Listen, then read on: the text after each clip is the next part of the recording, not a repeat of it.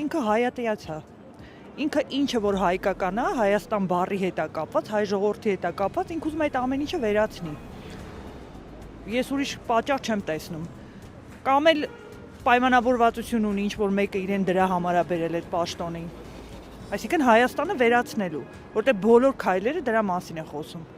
Հիմա դա անում է շանտաժի հետևանքով, այսինքն իրեն վարկաբեկող ինչ-որ տեղեկություններ կա, որ կհրապարակվի, թե իրեն գնելու համար վախենում է այդ ինֆորմացիան, չնայած դա էլ այլի շանտաժի հետևանք։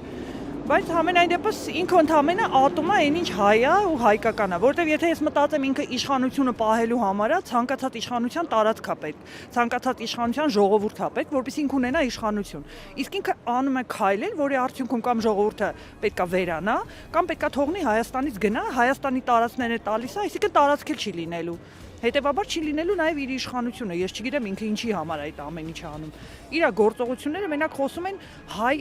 տեսակի դեմ թշնամություն ունենալու մասին, ուրիշ ոչ մի բան։